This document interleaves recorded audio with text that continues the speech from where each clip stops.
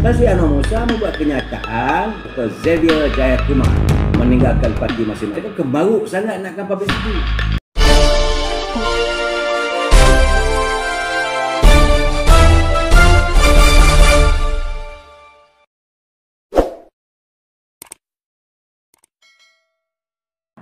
Dan saya amat tertawa sekali bila saya dengar kenyataan ahli parlimen Ketereh. Cuma tadi yang Muhammad Melih Tengku Razali Hamzah dia hantar kiriman kepada saya. Dia kata Anwar Musa ni bercakap dengan pihak siapa? Kerana dia adalah ahli parlimen dari UMNO. Tiba-tiba Tansi Anwar Musa membuat kenyataan ada beberapa orang lagi ahli parlimen pembangkang dijangka mengikut jejak langkah Dato' Dr. Xavier Jayakumar meninggalkan parti masing-masing. Yang kamu nak menyebut parti orang apa hal? Sekarang ni dah nampak kata mungkin isu UMNO dah tak ada. Cari asalkan ada isu saja. Ini dia katakan kemaruk sangat nakkan publicity. Apa saja. Sedangkan itu rumah orang. Biarlah dia orang masalah dia orang. Masalah parti keadilan. Yang kita nak sibuk apa hal? Dah letih sangat. Dah tak ada banda. Tak ada isu sekarang ni. Nak dikritik tentang UMNO.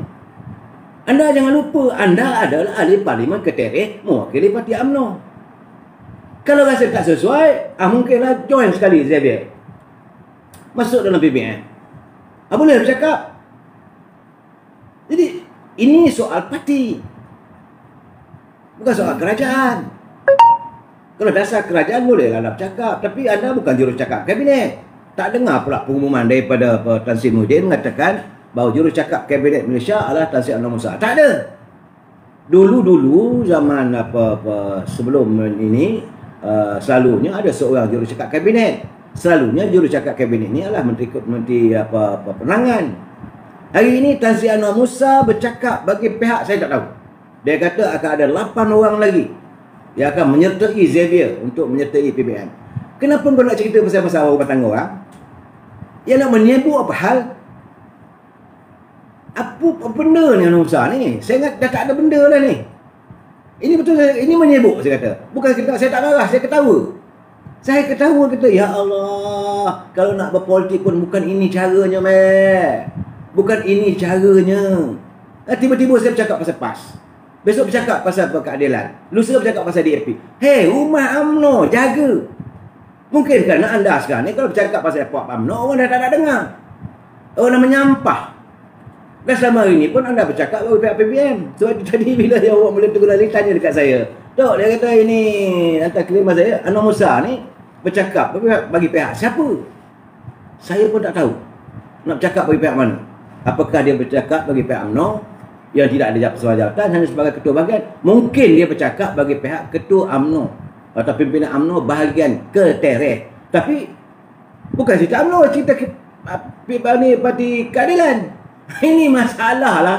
Saya ingat sudah sampai masanya Tansi Anwar Musa ni memikirkan. Saya ingat dia ada masalah. Masalah kejutan dalam politik. Itu keadaannya saudara. Saya tengok dalam luar saya terkejut. Ini bukan berita bagus sebab dia bercakap. Gah sangat. Jangan ingat dia sebagai menteri boleh cakap semua perkara. Bercakaplah tentang gelandangan di Kuala Lumpur. Orang nak tahu. Masalah tanah Kampung Baru tak selesai lagi. Rakyat Kampung Baru nak tahu.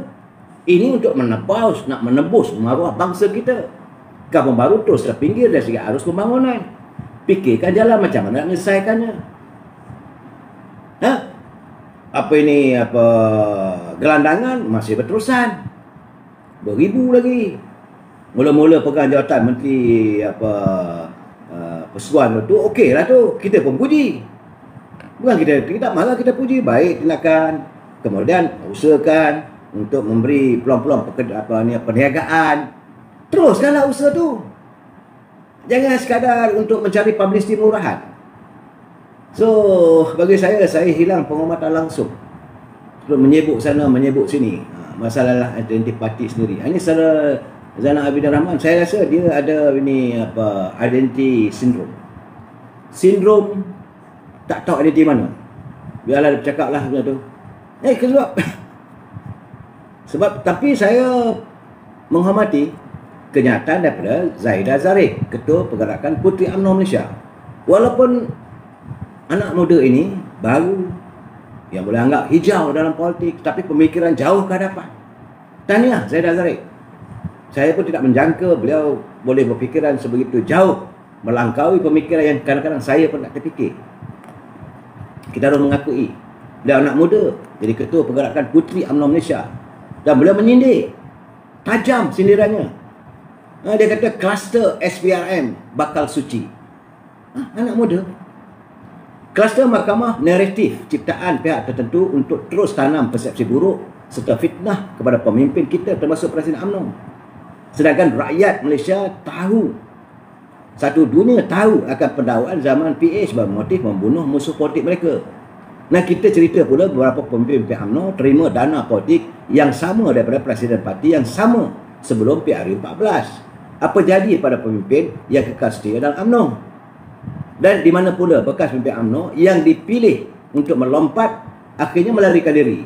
Dia kata pelik benda ajaib, yang melompat tidak pula didakwa. Dan akhirnya mereka terselamat daripada termasuk dalam kumpulan kluster mahkamah.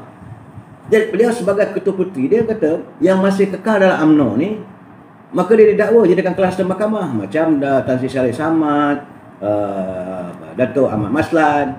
Tetapi mereka yang melompat, ia juga nama juga perlu disiasat, tidak perlu dihadap ke mahkamah dan nilai suci. Macam Datuk Mustafa Muhammad, Ahli Parlimen Jeli, Menteri Hal Ehwal Ekonomi. Begitu juga dengan mantan Ketua Puteri kita dulu, iaitu Mas Emirati di Melaka.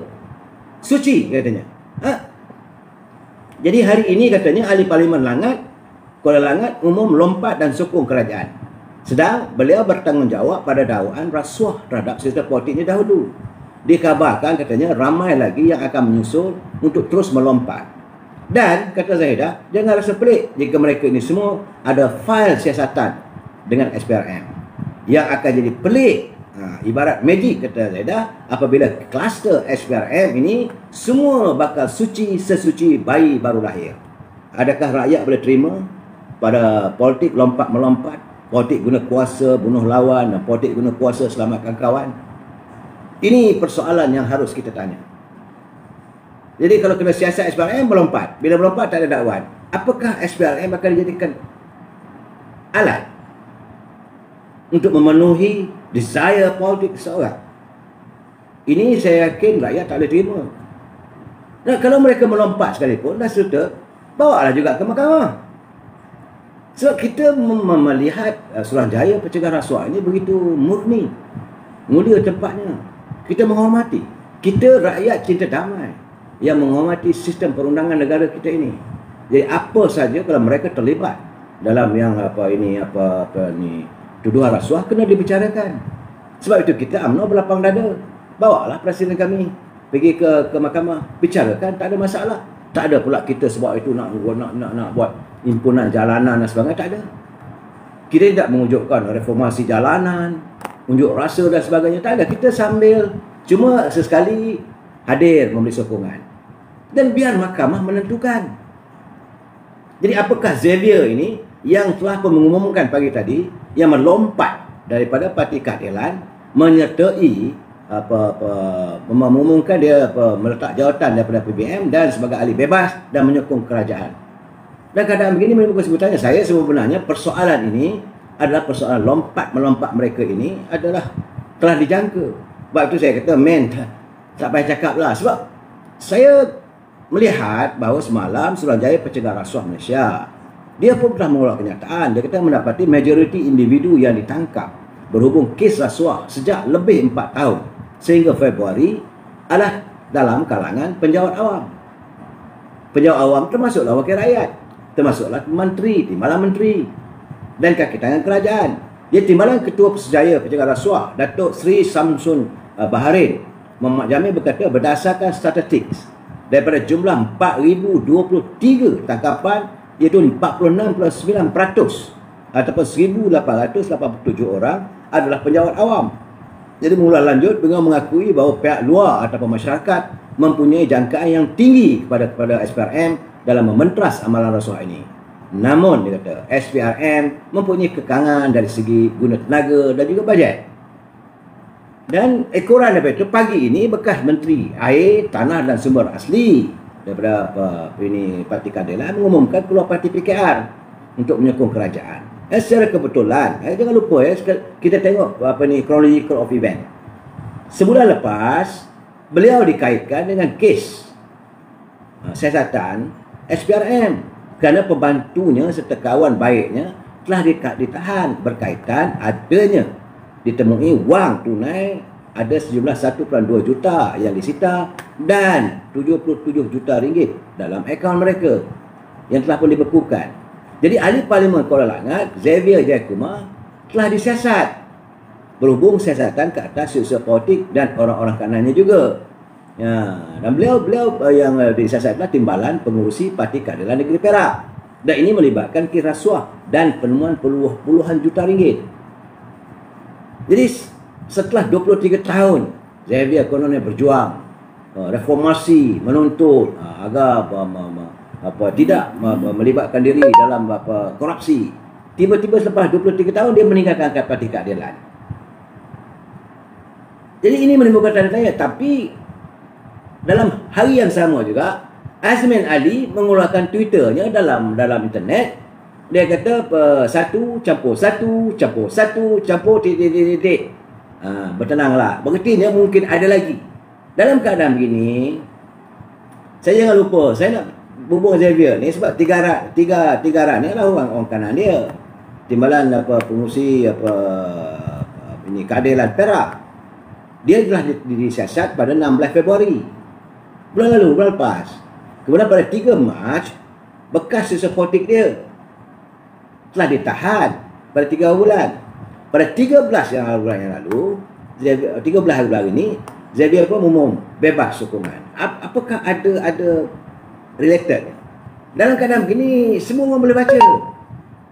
Dan saya rasa bila dia bukan perkara yang mengejutkan, bukan perkara yang menggemparkan. Dia kalau perkara itu menggemparkan, kalau tiba-tiba Nurul Izzah mengumumkan menyokong keadilan, menyokong PBN ataupun menyertai UMNO, itu berita besar.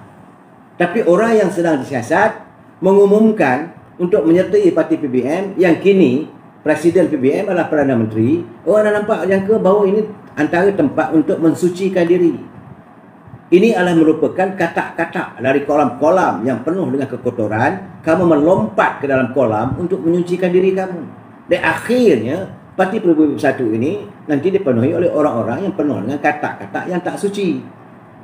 Inilah keadaannya. Saudara jangan marah pada saya sebab rakyat melihat persepsinya. Jadi tak payah nak temberang lah Xavier. Betul sama Mat Alias. Janganlah nak kata bahawa dia kecewa dengan Datuk Seri Anwar Ibrahim yang tidak jadi Perdana Menteri. Dia kecewa dan dia melihat bahawa usaha yang sedang dilakukan untuk memerangi COVID. Masalah COVID berjalan terus. Ada vaksin berjalan. Satu dunia tahu di Amerika pun berpuluh juta orang yang kena COVID. Tak ada masalah. Tapi itu jadi alasan kamu nak melompat keluar dari parti yang kamu ini. Saya yakin bahawa orang di Kuala Langat, penghuni Kuala Langat kali ini mereka tidak akan mengundi lagi. Sebab itu saya katakan, untuk pilihan raya akan datang, UMNO Barisan Nasional akan mendapat tempat yang lebih baik. Saya yakin calon daripada UMNO Barisan Nasional boleh menang di Kuala Langat. Kerana macam mana dia nak kata bahawa kalaulah keadilan menurunkan kandidatnya, kita nakkan kandidat bersih. No. Kita menurunkan ahli UMNO Barisan Nasional. Ini gambaran saya. Sebab saya dapatan saya dari seluruh negara. Cuma masalah sekarang ni mereka cuma menuntut ahli-ahli Parlimen UMNO perlulah menyelamatkan parti yang mereka wakili dengan menarik sokongan. Itu saja. Bukan nak suruh dia orang ni memberontak. Tidak. Tarik sokongan. Kalau kamu jadi menteri, berhenti jadi menteri. Kalau kesedapan nak jadi menteri, teruskanlah. Tak ada masalah. Bukan artinya kamu berhenti menarik sokongan itu maka kerajaan akan jatuh. Tidak. Tambah-tambah sekarang ni dalam musim kita di dalam perintah darurat. Perintah darurat ada dia jawatan kuasanya, ada pengusinya, dan ini di bawah Duri Yang Bertuan Agong. Jadi kalau dalam politik ni tak mau berpolitik, tarik sokongan, habis cerita. Nah, ini yang ditunggu oleh rakyat, tentu lagi oleh warga UMNO. Rakyat tak bodoh. Kata-kata mungkin boleh diperbodohkan. Betul. Rakyat sekarang hari ini tidak boleh diperbodohkan. Jadi anda tak boleh nak melihat, menggambarkan diri anda suci hanya menyertai PBBM. Jadi sebab tu saya kata Saudara Azmin pun saya nampak tak ada finish lah. Tak finish dalam mencaturkan politik. Sebab tu saya ingin pesan kepada Saudara Azmin, janganlah anda bermain dengan kuasa. Jangan anda ingat bila anda sebagai menteri datang satu dewan, merasmikan satu program, orang tepuk tangan, itu mana orang suka. Jangan lupa bahawa orang tepuk tangan waktu itu kerana ucapan anda mewakili kerajaan waktu itu. Tapi bila anda jatuh dan anda diberkas, kalau ada kes-kes yang bersangkutan dengan anda, orang yang sama juga akan bertepuk tangan pada anda. Saya tak kata mereka yang bertepuk tangan itu palsu, tetapi hari ini mereka tepuk tangan atas ucapan anda, besok mereka akan bertepuk tangan atas diri anda yang diseret ke mahkamah. Dan jangan lupa benda ini berlaku depan mata anda. Anda pernah jadi setiausaha kepada Datuk Seri Anwar Ibrahim. Waktu Datuk Seri Anwar Ibrahim jadi Timbalan Perdana Menteri, Timbalan Presiden UMNO, waktu itu jangan lupa anda setiausahanya. Anda dapat melihat bagaimana bila hadir dari Anwar Ibrahim, punyalah sambutan, tepuk tangan bergemuruh, orang berlumba-lumba nak salam, cium tangan berdecup-decup. Akhirnya walaupun dia sebagai Timbalan Perdana Menteri boleh lebam mata kena balun. Nah, jangan lupa ini denai perjalanan politik. Jadi anda janganlah mau mencaturkan politik yang sebegitu. Jangan lupa, sehebat-hebat Timbalan Perdana Menteri boleh akhirnya berada di penjara. Sehebat-hebat Perdana Menteri telah pun dijatuhkan oleh mahkamah. Sekarang ni dalam peringkat rayuan. Bukan sehari hukuman penjaranya, 72 tahun. Yang akhirnya disebut sebagai 12 tahun. Tapi kertas tuduhan, kertas penghakiman Datuk Seri Najib Tun Razak dijatuhkan hukuman 72 tahun penjara. Dan terpaksa bayar 250 juta denda. Dan anda jangan lupa, sehebat-hebat Timbalan Perdana Menteri Datuk Seri Zahid Hamidi dan hari ini Presiden Parti masih lagi bergelut di mahkamah. Jadi anda kena ingat, jeda waktunya tinggal 2 tahun je lagi. Yang anda nak tunjuk anda berkuasa sangat, boleh peras sana peras sini. Nah, sebab saya tengok bila dia menghantar Twitter tu seolah seronok sangat lah. Dan jangan lupa, jangan kita mentertawakan atas kejatuhan orang lain. Saya ingin mengingatkan Saudara Azmin, kerana anda sudah lihat apa berlaku di Filipina. Sehebat-hebatnya diktator orang bernama Marcos, akhirnya bagaimana berlaku? Mayat dia mati luar negeri, nak bawa balik pun tak dapat. Apa berlaku di Iraq? Sehebat-hebatnya Saddam Hussein, akhirnya dengan penuh kehinaan ditangkap oleh Amerika dari dalam lubang tikus dan digantung. Jangan lupa hebatnya Muammar Gaddafi di Libya. Walaupun dia membangunkan Libya itu dengan pelbagai dasar bumi hijaunya, rakyatnya konon-kononnya lah apa semua, akhirnya telah digantung juga. Jangan lupa ini politik. Percaturan politik memungkinkan segalanya. Dan jangan lupa bagaimana hebatnya Shah of Iran. Shah of Iran itu penuh, dia punya pengiringnya, senjata, dia punya kumpulan-kumpulan yang mengiringnya, pasukan keselamatannya dikenali sebagai kumpulan Sabak. Jangan lupa, usik sikit tangkap, cerita sikit tangkap, masuk penjara, mati, hukum macam-macam berlaku di Iran. Seorang sampai rakyat berada dalam tertekan yang amat sangat. Takut. Masa zaman Shah of Iran adanya kumpulan Sabak, kumpulan pengiring, kumpulan yang menjaga keselamatan Shah of Iran. Tapi hanya seorang saja, Ayatollah Khomeini. Daripada Paris dia turun saja ke Tehran, akhirnya tumbang. Dan yang amat menyedihkan, mayat Shah of Iran tak boleh bawa balik. Dan keluarga seluruh, the entire of ini Shah of Iran family bergelandangan berada di luar negara. Kekayaan yang dimiliki Iran dulu, minyak tahu aja lah, negara yang besar, satu empire. Dulu dipanggil Tsar of Iran, satu empire besar. Akhirnya di mana dia? Keluarga dia, Shah Pahlavi di mana? Faradibah mana? Tak boleh balik ke negeri Iran. Kekayaan dimiliki satu pun tak ada. Akhirnya hidup gelandangan. Sampai hari ini orang pun tak tahu. Jangan lupa apa berlaku di Mesir. Baru depan mata. Depan mata kita. Morsi. Akhirnya berakhir di tala gantung. Berakhir di penjara. Jadi anda baru rasa sekejap sebagai Menteri Pusat. Tak sampai pun 5 tahun, men. Anda baru merasa kononnya sebagai menteri.